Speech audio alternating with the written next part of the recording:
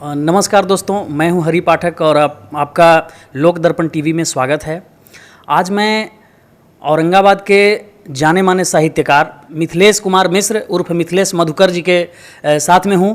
औरंगाबाद में जब जब साहित्य की बात होगी तो मिथिलेश मधुकर जी के नाम के बगैर हम आगे नहीं बढ़ सकते हैं। हम चाहेंगे कि औरंगाबाद में साहित्य को बनाया, लोगों के पास तक पहुंचाने का प्रयास किया। और आज का थोड़ा सा ये वीडियो जो है वो थोड़ा सा हट करके है, ये ब्लॉगिंग नहीं है, घूमने वाला नहीं है या मनोरंजन का नहीं है, साहित्य से जुड़ा हुआ है। थोड़ा सा टफ होता है लेकिन उम्मीद करता हूँ कि आपको ये ज़रूर अच्छा लगेगा, आप ज़रूर इस को पूरा देखेंगे। और हम आपसे आग्रह करना चाहेंगे कि आप अगर चैनल पर नए देख रहे हैं तो चैनल को सब्सक्राइब कर दीजिए और इस वीडियो को लाइक कर दीजिए। हम सबसे पहले तो सर के माध्यम से जानना चाहेंगे साहित्य को किस रूप में हम लोगों के साथ में सर साझा करेंगे। औरंगाबाद जिला हिंदी साहित्य सम्मेलन की स्थापना 3 मार्च 2003 को हमने की थी और यह प्रक्रिया आगे बढ़ते बढ़ते आज तक चली आ रही है और बहुत सी पुस्तकें निकल चुकी हैं। करीब करीब 23 पुस्तक अब निकल चुके हैं। तो ये तो परिदृश्य लंबा चौड़ा हो जाएगा, लेकिन इससे संक्षेप में मैं ये बता दे रहा हूँ कि ये समष्टि से संबंधित कुछ बात रख देता हूँ। यह समष्टि जो स्वयं सुनिर्मित सुंदरतम रचना है, ब्रह्म तत्व ही सत्य एक पूरी अपरा सपना है। सर्वोत्तम यह सृष्टि जहाँ कुछ भी है नहीं है सुंदर, सभी और सुंदरम तत्व का बोध परितया अंदर। वसुंधरा की सभी वस्तु की अपनी अलग महत्ता, कुछ भी नहीं व्यर्थ जगती में सबकी अलग सहजता। जो जड़ चेतन एक दृष्टि में लगता बहुत असुंदर, बदले दृष्टिकोण में लगता बहुत अधिक अति सुंदर। सुंदरता की माप मनुष्य के दृष्टिकोण पर निर्भर, दृष्टा कैसा कौन पुरुष है निर्णय उसके मन पर। प्रज्ञ पुरुष के लिए असुंदर कोई चीज नहीं है, इस समष्टि की किसी चीज पर कोई खीज नहीं है। थल प्राणी में गज विशालतम यह उसकी सुंदरता, अजगर में आलस्य सोथपन ही उसकी सुंदरता। बाल रूप की नग्न देही बालक की सुंदरता, सिंह गर्जना जो भयकारी यह उसकी सुंदरता। चंचल चितवन चाल चक्षु ही सुंदरता मृग की है, तनन रूप नयन चितवन ही सुंदरता दृग की है। मोर नाचते थिरक थिरक यह सुंदरता उनकी है, सज्जनता अप्रतिम सहजता सुंदरता जन की है। यति मुनि जन में ज्ञान ज्योति ही सुंदरता कहलाती, अज्ञानी को मात्र कलेवर की सुंदरता भाती। जो विवेक संपन्न मानते सकल सृष्टि ही सुंदर, चाहे दृष्टि पटल पर गोचर या रहता हो अंदर। विपिन बाग उपवन की शोभा किसलय बिटप सघनता, नारी का सौंदर्य सरस संभाषण सरम नमनता। धरती की सुंदरता उसकी हरियाली में होती, सुबह शाम की सुंदरता सूरज लाली में होती। चौपाया प्राणी में नंगापन ही सुंदरता है, गंगा जमुना में पावनतापन ही सुंदरता है। ताल तलैया कूपवारी की कज्जलता सुंदरता, अर्णव की आयाम दीर्घता ही उसकी सुंदरता। जानना चाहेंगे कि आज तो खैर सोशल मीडिया और मतलब नेट का ज़माना है, सारी चीज़ें आसानी से नेट पर उपलब्ध हैं और लोगों को पहुँच मतलब आसानी से हो सकती है। लेकिन एक दौर था आज के लगभग 20 साल पहले, तब सर आपको साहित्य को औरंगाबाद में इस तरह से प्रसारित करने में, लोगों तक जन जन तक पहुंचाने में और बहुत सारे चीज़ों को इकट्ठा करने में, लोगों तक कनेक्ट होने में आपको किस प्रकार की चुनौतियों का सामना करना पड़ा, हम जानना चाहेंगे सर उस दौर की बातों को, अनुभव को। करीब 20 साल पहले या उससे एक आध साल इधर उधर की बात में 2003 के 3 मार्च को औरंगाबाद जिला हिंदी साहित्य सम्मेलन की स्थापना हुई।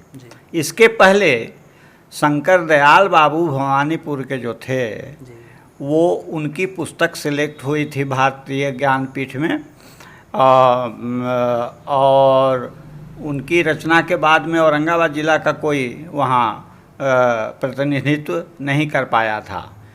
ये 2000 के करीब में ये एक पुस्तक बोधिसत्व मैंने लिखी थी, जिसका सिलेक्शन भारत सरकार में हुआ और वो बहुत ख्याति प्राप्त की पुस्तक।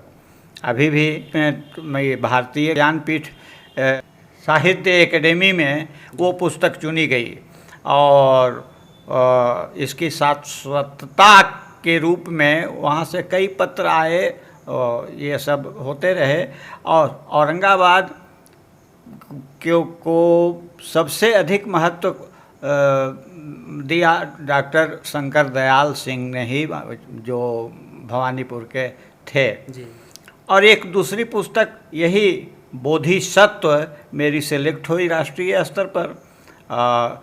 उस क्रम में जब डॉक्टर शंकर दयाल शर्मा राष्ट्रपति हुआ करते थे, उसी समय शंकर दयाल बाबू की पुस्तक सेलेक्ट हुई थी। और एक दूसरी पुस्तक जो मेरी सेलेक्ट हुई वो तो जल्दी में हुई है, 2-4-5 साल पहले की बात है। अब साहित्य की चुनौतियाँ उस समय भी बहुत थी और आज भी है। उस समय की चुनौतियाँ ऐसी थीं कि शंकर दयाल बाबू को छोड़ करके कोई समीचीन व्यक्ति कारगर नहीं नज़र आता था। और वो कवि सम्मेलन भी करवाया करते थे हमेशा। 29 अक्टूबर को उनका कवि सम्मेलन होता था। बाद में मैंने जब पुस्तक लिखना शुरू कर दिया तो इसकी प्रसिद्धि भी आने लगी, जुड़ने लगी। और 2003 के 3 मार्च को इस सम्मेलन का विधिवत उद्घाटन के साथ में ये व्यवस्था कर दी गई और उसमें बहुत आए थे। अन्य जगह के कुणाल साहब जैसे व्यक्ति भी शिरकत करते रहते थे। और यह पुस्तक 2012 में फिर निकली, शब्द के चितेरे भाग 2। 2005 में ही निकल चुकी थी शब्द के चितेरे भाग 1।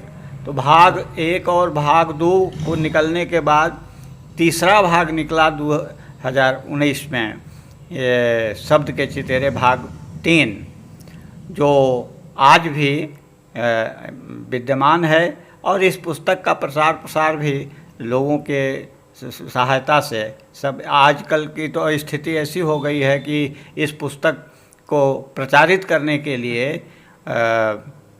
सब प्रेम भेंट करते हुए सभी जगह पुस्तकें भेजी जा रही हैं। औरंगाबाद ज़िला में सब जगह कि कम से कम ये धरोहर के रूप में सबके हाथ में उपलब्ध हो जाए। समीचीन स्थितियाँ जो बनती हैं, आगे क्या होगा भविष्य ये तो कोई जान नहीं रहा है, लेकिन इसकी ख्याति अन्य जगहों तक भी पहुंची। मैंने यूपी में एक पुस्तक दी थी शब्द के चितेरे भाग 3 की, जिसमें 20वीं सदी के करीब करीब सभी व्यक्ति इसमें इंसर्ट किए गए हैं। मतलब एक खंड शब्द के चितेरे भाग 1, भाग 2, भाग 3 पुस्तकें निकल चुकी हैं और चौथे खंड में शब्द के चितेरे भाग 4 लेखन क्रिया में ये आगे बढ़ रही है। और अंदाज है कि 1 साल के अंदर में चौथा भाग भी इसका पूरा हो जाएगा।